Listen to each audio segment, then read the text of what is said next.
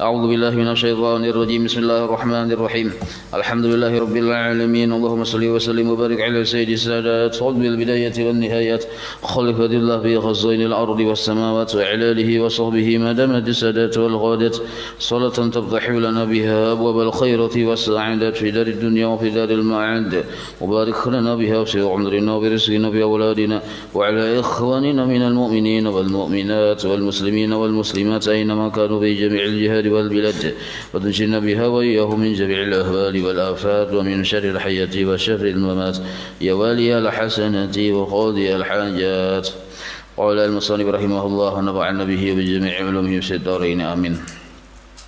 Yang nomor 8 bergurau, halaman 140. Bergurau atau mengolok-ngolok dan mengijik orang lain, bagaya-gayaan tapi sambil mengandung kata-katanya ada menghinakan.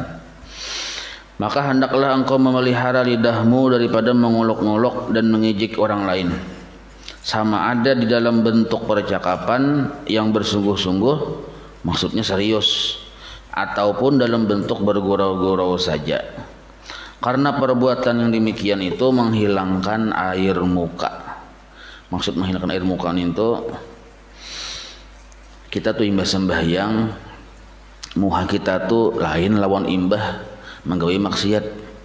Nah, maka ada cerahnya imbah sembahyang tuh ada di wajah. Nah, cerah di wajah tuh hilang. Itu maksud air muka tuh. Dan menghilangkan rasa haibah atau garuan tuh wibawa aja kita. Nah, jadi menghilangkan rasa haibah wibawa. Terlalu banyak bergaya, lalu wibawa di muhanin itu hilang, gitu tuh. Dan terkadang membawa kepada rasa liar hati. Maksud liar hati ini pusang hati. Jadi ujung-ujungnya model kayak tatawaan, padahal kena ujung-ujungnya pulang, pamulaan model kayak tatawaan, sekalinya ujung-ujungnya memusang. Nah, jadi tatawa bergayaan jangan juga kelebihan, karena ujung-ujungnya kita membawa kepada liar hati. Arti liar hati itu kada tapi teratur lagi hati, memasang ikhlas kada tapi tak pasang, memasang sabar syukur kada tapi tak pasang, karena konsentrasi kita banyak bergayaan dan menyakiti atau menyakitkan hati. Jadi karena kita bergaya bahasa sambatan, orang pun bergaya bahasa sambatan menyambat kita juga, karena ujung-ujungnya tersalah-salah sakit hati kita, tersinggung kah apakah? Nah, itu maksudnya. Maka dari situlah bermulanya pertengkaran. Nah, orang juga nggak terlaluan aja, nah ya orang padahal seorang juga terlalu asalnya, dan kemarahan timbul juga di situ, yang akhirnya membawa kepada putusnya hubungan. Nah, akrab bakawan asalnya. Nah, lain mun bakawan sama-sama orang yang sudah ma'rifat lawan Allah. Ini ada apa-apa dan begayanya pun model kayak mengandung kata-kata hikmah orang itu. Si A ma'rifat dengan Allah, B ma'rifat lalu bergayaan. Nah, bunyi perkataannya tuh kan mengandung hikmah. Dan memang lucu tapi mengandung hikmah. Jadi mun orang sudah ma'rifatnya kada apa-apa gaya-gaya itu kada tersinggung, sidin kada tersinggung, orang yang di pandiri sidin mau kada tersinggung. Jadi kayak guru sekumpul misalnya sidin bergaya, maka yang mendengar gayaan sidin itu kada mau tersinggung. Nah, kada mau tersinggung. Maka jangan engkau, bahkan jikalau mereka coba itulah mengusik engkau, maka jangan engkau peduli. Tak bawah kebacaannya. Maka janganlah engkau bergurau dengan seseorang, artinya jangan berkelebihan. Bahkan jikalau mereka pangjua mencoba mengusik engkau, menggayai pina berkelebihan, maka jangan engkau peduli, artinya jangan dihirani, jangan dilayani aja kita. Dan berpalinglah daripada mereka sehingga mereka berbicara perkataan yang lain. Bila pindah hendak menjurus-jurus kayak yang mundur kayak hendak bergayaan yang terlalu berkelimpawaan ya kita, terlalu berlebihan, nah kita alihkan bahasanya ke lain. Bila pindah hendak memandir-mandir segala macam ini itu macam pindah ke bagus, alihkan ke lain. Enggak itu. Jangan kita mendengari serius. Jadi kita harus mengendalikan pembicaraan itu. misal dudukan pemandiran misalnya, ada yang memandir menjelek-jelekan apa misalnya pemimpin negara kita misalnya, Jokowi itu ini aja misal. Nah, jangan didengari selintas saja, jangan terlalu dengari benar, alihkan ke lain pula. Karena bila pindah hendak menjurus, alihkan pula ke lain. Nah kayak itu, jangan iya kak ilih aja. Nah itu kada boleh kayak itu. Jadi kita harus terkendali ya, kita harus melihat nih kemana ujung-ujungnya ini, jagar kemana. Nah maka harus paham kita. Gak bisa-bisa mengalihkan ke lain. Dan hendaklah engkau menjadikan dirimu daripada golongan orang yang disebutkan oleh Allah Ta'ala dalam firman-Nya, wa idza marru bil lagwi marru kirama. Maksudnya, dan apabila mereka melalui daripada perkara-perkara yang sia-sia, maksudnya mulai memandir perkataan yang sia-sia, mereka akan lalu dengan menjaga kehormatan diri. Artinya mereka kada melayani, bisa beugah, bisa mengalih pembicaraan ke lain. Nah kayak itu. Inilah 8 perkara yang merupakan penyakit lidah yang besar. Maka tidaklah ada yang dapat menolong engkau dalam menjaga lidahmu kecuali hanya uzlah, mengasingkan diri. Jadi kayak apa aja caranya bila kita hendak menjaga lidah ini kada kawa kecuali menyaurangan ya kita. Sebab bila nya bakawan otomatis kan mula becicingan terus ya, kalau tang ada aja dipandir. Nah beda kalau kita sudah terkendali, kada masalah. Ini kita nih mudah terus mengambing oleh kanan oleh kiri. Nah bagusnya kita jangan tapi banyak bakawan. Jadi kada mau juga pandir seorangan. Malah pandir seorangan pian. Kawan kada ada pandir seorangan. Berarti stres tuh. Dan melazimkan diam. Melazimkan diam. Arti melazimkan itu mengekali di kita. Dan hendaklah engkau bergaul dan bercakap sekadar keperluan saja, Dan adalah Sayyiduna Abu Bakar Siddiq radhiyallahu anhu, beliau selalu meletakkan batu di dalam mulutnya supaya dia dapat menegah mulutnya daripada bercakap bapandir yang tidak perlu. Dan beliau mengisyaratkan kepada lidahnya, inilah Jersidin sambil menunjuk ke lidah, kamuntong, inilah yang banyak membawa aku ke jurang kebinasaan. Maka aku mestilah berjaga-jaga daripadanya. Ada orang bertakun, kenapa muntung pian bilang lawan batu aja yang di muntong nih Jersidin, aku menjaga lidah ini karena bisa membawa kepada kebinasaan. Maka jagalah lidahmu baik-baik.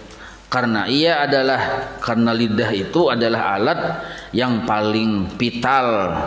Itu berkesan tuh maksudnya paling penting, vital benar. Maksud vital tuh dalam membinasakan engkau baik di dunia maupun di akhirat. Bisa binasa di dunia sebab lidah tak bertulang. Lidahmu harimaumu kan gitu loh adanya. Nah, jadi binasanya bukan hanya di akhirat, di dunia pun bisa binasa. Sebab lidah tadi tajam daripada pedang. Keempat, menjaga perut. Apalagi kita memandir lah. Ini penting benar kita lah supaya kita menjaga perkataan tuh nah. Memandir orang yang kita kada pernah bertamu. Bertamuan kada pernah. Berkumpul kada pernah, makan bersama kada pernah. Ya kalau biografi orang itu kita kada tahu juga sejarahnya, tapi kita sudah memponis orang itu misalnya salah, atau kada bagus. Jangan sampai kita nang kayak itu, kada boleh nang kayak itu. Apalagi orang itu pimpinan kita. Nah, jadi kada boleh karena pimpinan itu hasil diangkat dari musyawarah mufakat yang disebut pemilu narannya. Jadi hindarilah mulut-mulut kita itu menghinakan, mencela pimpinan-pimpinan kita itu, karena itu bagian dari jebakan syaitan. Kada boleh menghinakan segala macam itu. Sebab asal muasal kaum Khawarij itunya menghinakan pimpinan dulu. Bun Khawarij itu nah. Waktu itu Sayyidina Ali jadi pimpinannya, dihinakannya, pimpinan disalahkannya, dianggap salah. Ujung-ujungnya kita memberontak tuh. Akhirnya malah bertambah kacau. Nah, jadi kita ini penting siapapun pimpinannya, Indonesia tetap Ahlus Sunnah wal Jamaah. Nah, tetap bersatu, jangan memandang secara pribadi aja. Yang kita pandang adalah NKRI-nya nintoh.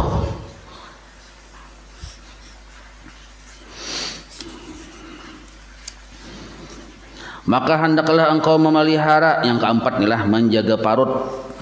Nah, keempat menjaga parut.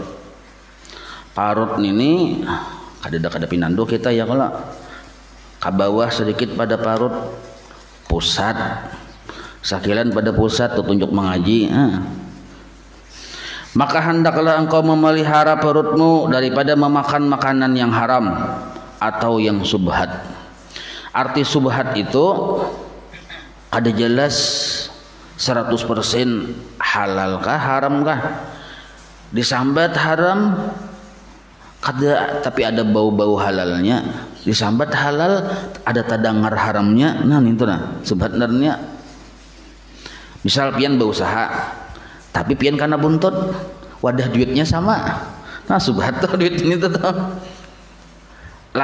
yang laki berjualan misalnya, berjualan yang bini mau hutangkan duit riba, dompetnya sama atau kumpul, lalu berbari-bari itu subhat sudah naranya. Nah itu naranya tuh. Jadi yang subhat pun dihindari, apalagi yang haram. Dan berusahalah untuk mencari makanan yang halal. Dan apabila engkau telah mendapatkan makanan yang halal, maka hendaklah engkau merasa cukup dengan makanan tersebut. Nah, biar ingat kanyang ya, kada usah kin pina yang mariga-riga 10 kali misalnya, kada usah. Asal ingat kanyang kin yang penting halal. Dan hendaklah engkau berhenti sebelum kenyang. Artinya belum kenyang benar tuh nampi. Tapi kita hendak bertambah mun rasuk liur ya kalau tentang lihai. Ada apa-apa boleh bertambah, cuma jangan terlalu banyak. Boleh aja. Sekalinya nyaman leh aja. Kebanyakan kuahnya buat tipang nasi sedikit lagi aja. Nah iya. Ulun bang kayak itu rajin tuh. Karena parut yang kenyang itu mengaraskan hati. Nah, hati karas dan menumpulkan akal.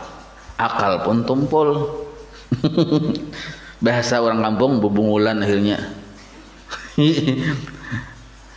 Dan memberatkan anggota diri untuk berbuat ibadah. Mengulir ujung-ujungnya, sauyuh akun aja, duduk lo, sekalinya berabah pulang, sekalinya teguring. Nah itu.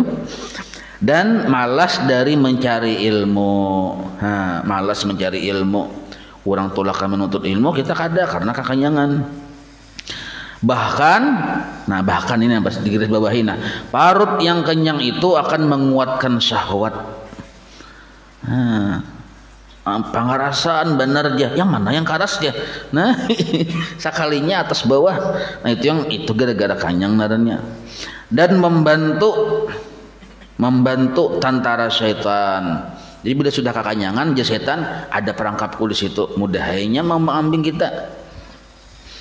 Je setan duduk dulu, ratakan dulu nasi di parut, je setan ilih je lalu duduk tuh. Berabah dulu je setan, bujur-bujur yang nyaman-nyaman dulu awak berabah, guring dulu je setan atau guring tuh. Nah kayak itu setan tuh. Tapi mau kita lapar bang, kada ada perangkapnya. Kada ada perangkapnya. Kanyang dengan yang halal, sebab itu bisa memunculkan segala kejahatan. Kanyangnya kita dengan makanan yang halal itu bisa menimbulkan kejahatan. Betapa pula, maksudnya apalagi kalaunya kenyang dengan makanan yang haram. Dengan yang halal aja bisa nang kaya tadi. Dampaknya apalagi kanyangnya tadi dengan yang haram. Maka bila kanyangnya dengan yang halal, nyalah kanyang dengan yang halal, malas beribadah. Tagawih aja bang, ibadah cuma malas, pengulir, bewirid, pengulir. Pokoknya yang wajib-wajibnya itu bang, qul huwallah bagi 3. hendak lakas tuntung. Ya kalau Fatihah cak kawa dibaginya juga. Bismillahirrahmanirrahim amin cakanya kawa. Cuma kada kawa. Jadi yang kawa dikuranginya. Karena uyuh awak. Bawirid cari yang ringkas-ringkasnya. Karena uyuh awak. Nah, menuntut ilmu ambil yang paparak-parak aja punya karena malas tadi. Nah, itu bila yang kekenyangan dari yang halal. Nah, kalau kekenyangan dari yang haram, yang wajib gin bisa ditinggalkannya gini. Nah, ini bahayanya. Kalau yang kita ini kanyang dengan yang haram nih, jangankan sunnah. Kalau yang kanyang dengan halal tadi sunnah ditinggalkannya. Kalau kanyang dengan yang haram, yang wajib ditinggalkannya. Bisa ujung-ujungnya kena subuh kada bersubuh lagi. Bersubuh tuh aja. Bersubuh tuh hajinya mun bersubuh kada. Nah, paham lah pian? Karena berjuhur kada lagi, basar kada lagi, gara-gara kanyangnya tadi dari yang haram. Karena khalqut taat Allah taat Allah menjulungi taat tuh kada lagi stop. Punya bantuan dari Allah, pintangan Allah menciptakan taat di awak kita di stop Tuhan. Nah, itu. Oleh itu mencari makanan yang halal adalah hukumnya wajib atas tiap-tiap orang Islam. Dan berbuat ibadah atau mencari ilmu dengan memakan makanan yang haram adalah seperti membina atau membangun sesuatu bangunan di atas tumpukan sampah. Itu tumpukan sampah. Lungkukan maksudnya tumpukan sampah. Jadi kalau kita menuntut ilmu, beribadah tapi makan haram, nang kaya membangun rumah di atas tumpukan sampah. Kan beribadah itu kan membangun rumah. Sama kayak bersedekah tuh, duit haram. Nah, itu juga sama. Apabila engkau merasa cukup dalam setahun dengan hanya memakai sehelai baju yang kasar, ini kesabahari pan kisah zaman Imam Ghazali. Nah, menurut ini kata kawal lagi nih tuh. Memakai sehelai baju yang kasar setahun. Jadi bila igat, tapas, selama belum kering berendam di banyu dulu. Supaya jangan kelihatan untai-untai. Nah, mengkawan kayak itu tuh. Tapi ini kesabahari lah. Nah, masuk kita ini sekadarnya aja tuh. Dan merasa cukup dalam sehari semalam dengan 2 potong roti dari tepung yang kasar. Cakai bar roti itu rotinya murah aja harganya. Harga 1.000 3 biji. Adalah jual 3 biji, 1.000 3 biji. Rutin itu. Jadi sehari semalam sepotong. Sagan buka sabigi, sagan basahur sabigi. Nah itu. Dan engkau mampu meninggalkan kelezatan gulai. Gulai itu ya bahasa bahari kata kalau gulai itu tanyaman makannya sedikit. Kalau roti aja kasar apa rotinya kelas bawah standar lah. Tapi kalau pakai gulai itu lawan roti, yang halisah orang narannya makanannya makan orang Arab sana. Maka kalau kita meninggalkan itu, maka pasti makanan yang halal itu cukup bagimu. Tapi ini begiringan juga lah. Makanya kalau kita kata berduit sebenarnya untung kan. Kalau kita mengamalkan enggak ini, ya kalau. Tapi mau duit banyak mengalih. Kalau ini banyak dilihat ya kalau melihat handak duitnya ada terlaksana tuh. Nah itu. Harta yang halal itu sebenarnya banyak. Jadi harta yang halal itu sebenarnya banyak di sini. Dan engkau tidak dituntut memeriksa sampai kepada perkara-perkara yang kecil. Jadi misalnya kita bertukar di warung singgah. Ada usah kita terlalu mendetil-detilkan. Piancil sudahlah sembahyang dia nyuntong warung nak nih. Aduh boleh nang kayak itu hendak memasihkan halal atau haramnya nih. Paham lah pian. Lihat ya ini sidin ada gambar guru sekumpul ya sudah. Berarti orangnya orang salih aja toh.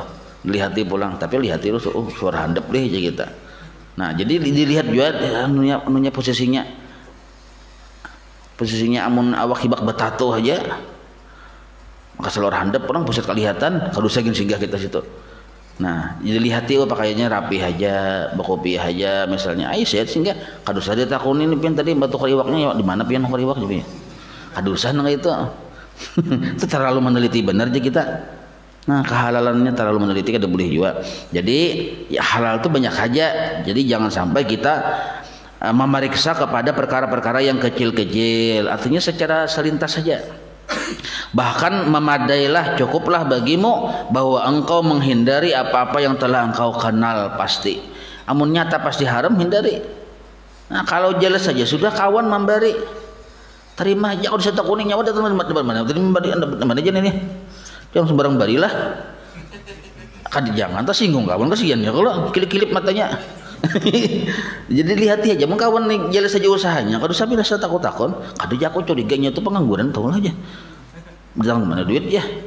Semalam ada orang kehilangan, jangan-jangan ini aja. Nah, kada boleh nang kayak itu terlalu meneliti.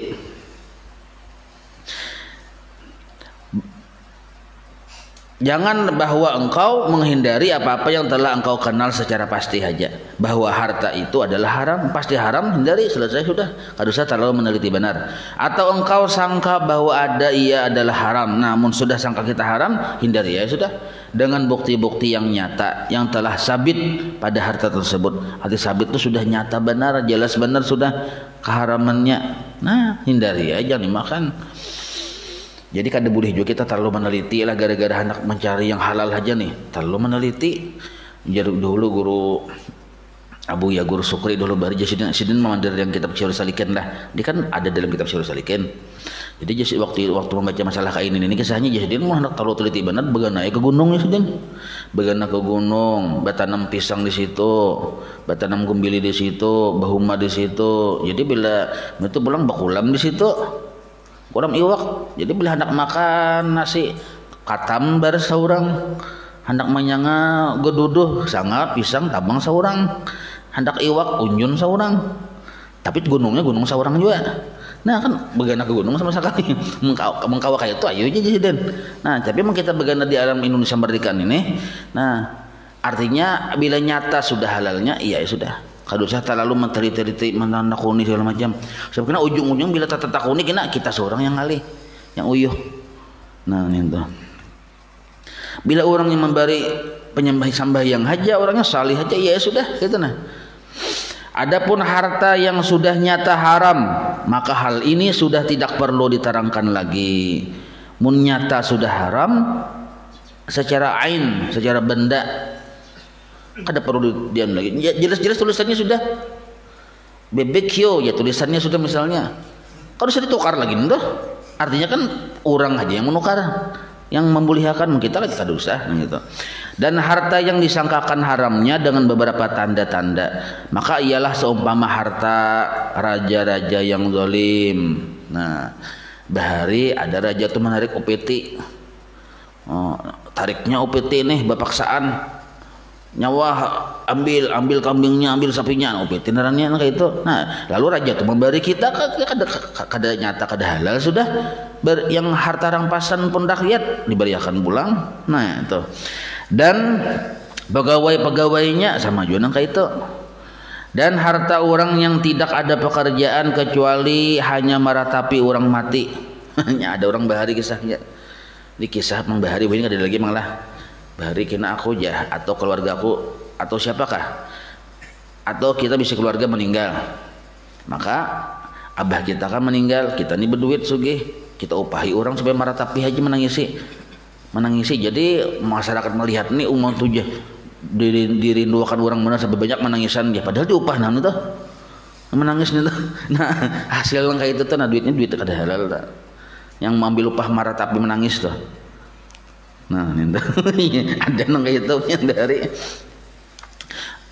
atau menjual arak, minum-minuman memabukkan, atau bermuamalah, amalah artinya berhubungan jual beli dengan cara riba, atau berjual beli seruling itu suling dan alat-alat musik dan seumpamanya, maka hasilnya itu bisa jadi haram. Apalagi kalau kita tahu yang alat musik tadi digunakan untuk bermaksiat.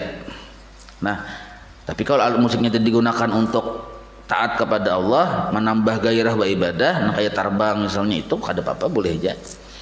Tapi kalau jelas-jelas itu alat musik untuk digunakan untuk bermaksiat, berkumpul lelaki di binian di situ, Nah maka tuh jelas kada boleh kita menjualin itu. Makanya kalau bisa menjualan tuh yang cagar pina menjurus-jurus kepada maksiat jangan dijuali barang itu, supaya jangan tempat kita terlibat di situ. Berjual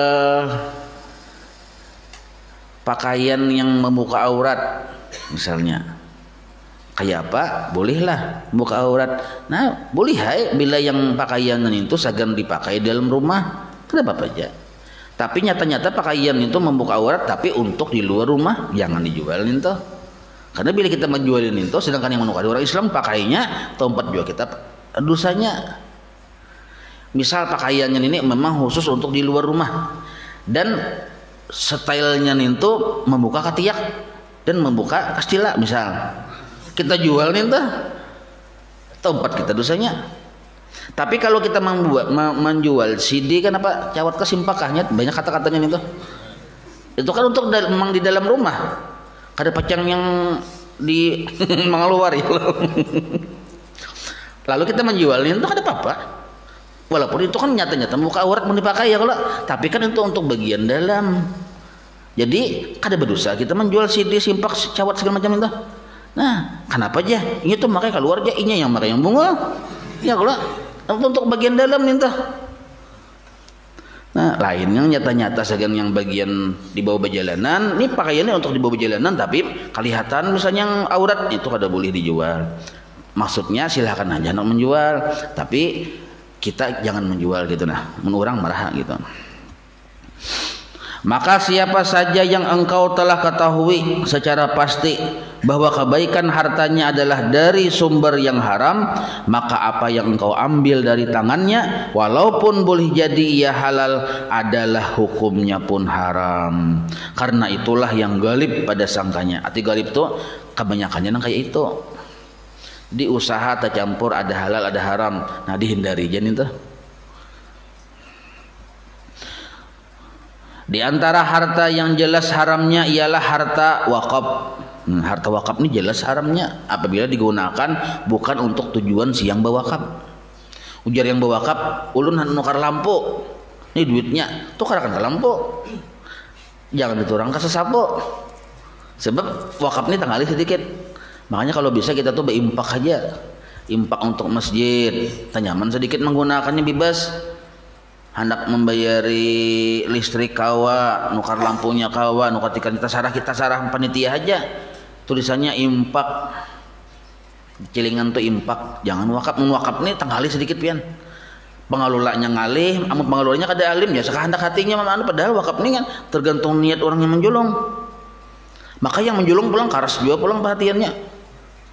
Nah, sagan ini aja. Kada kawa tuh lain pada ini aja tuh. Nah, kecuali nya sagan ini tapi mun hendak gudang orang ada apa aja jangan itu ada masalah. Maka itu yang bagus tuh infak sebenarnya lah, infak di masjid-masjid ke apakah tulisannya infak. Nah, jadi serbaguna tuh. Hendak ini, hendak itu segala macam punya untuk kemaslahatan operasional masjid. Entah. Di antara harta yang jelas haramnya ialah harta wakaf tadi yang dimakan tidak mengikuti syaratnya. Nah, ya kalau tidak mengikuti syaratnya. Seperti orang yang tidak bersungguh-sungguh mengaji misalnya, maka haram ia mengambil harta atau makanan yang diwakafkan khusus kepada penuntut ilmu yang ada di dalam sebuah madrasah. Ini ada orang bewakaf, untuk biaya penuntut ilmu di sekolahan sini. Tiap bulan aku bewakaf seini. Sakarnya penuntut ilmu ini orangnya pengulir. Makanya pengulir ini kada kawan makan duitnya itu. Makan guring aja kada kawan. Nah, makan yang haram dan sebab niat orang bewakaf itu sebagai menuntut ilmu. Sakalinya ini kada menuntut ilmu. Dan siapa yang mengerjakan maksiat maka akan ditolak segala syahadatnya atau persaksiannya. Kayak jadi saksi segala macam itu kada sembarang jadi saksi. Makanya kalau nikah itu kan saksi itu seberatan yang hadir, sedangkan yang tercatat itu tuh formalitas saja. Kalau kita hanya yang tercatat saja, diniatakan yang tercatat misalnya, kalau kubina, ya kan ada syarat-syaratnya tuh, harus adil dan lain sebagainya itu nah. Dan begitu pula haram mengambil harta atas nama tasawuf, yaitu bagi orang yang bukan ahli tasawuf. Kada ahli tasawuf mengaku tasawuf. Nah, lalu nya ambil harta nya bahari itu kan ada khusus nak itu. Aku bawa kap jasagan orang bubuhan tasawuf, bukan ahli sufi ya. Nya sufi kan kebanyakan kada berusaha sedin. Hoba ibadah jauh siang malam. Nah, ada orang yang bawa kap untuk segan sini nih melihat yang orang kita nih melihat nih, oh kita nyaman benar sini itu aja. Lalu kita melihat ke surban juga, surban, bacalak mata, pasang janggut palsu, nah ambil tongkat, lalu kisah mana sahub juga, nah ambil aja juga harta yang itu, nah ada boleh itu namanya maraub. Dari harta wakaf yang dikhususkan untuk mereka. Dan telah kami sebutkan keterangan yang luas tentang harta subhat, harta halal dan yang haram di dalam kitab Ihya Ulumuddin, yaitu kitab Syarhus Salikin. Itu jelas benar masalah harta yang halal, yang haram, yang subhat itu insyaallah kitab Syarhus Salikin itu malam Jumat rencananya kayak itu. Sedangkan kitab Sabilul Muhtadin subuh Jumat kayak ini nah. Cuma karena kita hendak menamatakan kitab Bidayatul Hidayah, jadi dua kitab itu istirahat sementara. Karena bila sudah tamat kitab Bidayatul Hidayah, yang dua itu yang jalan. Maka hendaklah engkau merujuk ke sana. Arti merujuk itu melihati kitab yang terganal itu, karena mengetahui atau untuk mengetahui cara mencari harta yang halal. Nah, ini ialah wajib. Jadi mengetahui mana yang halal, mana yang haram ialah hukumnya wajib. Dan mencari harta yang halal itu pun adalah wajib. Seperti wajibnya engkau sembahyang 5 waktu. Kewajiban 5 waktu itu kan wajib hukumnya. Itu juga mencari harta yang halal. Wallahu a'lam. Kalimat sambungannya lah insyaallah. Wallahu a'lam. مولاي صل وسلم دائما أبدا على حبيبك خير خلق كلهم يا ربي بالمصطفى بلغ مقاصد واغفر لنا ما مضى يا واسع الكرم وصلى الله على سيدنا محمد وعلى آله وصحبه وسلم والحمد لله رب العالمين تقبل الله منكم.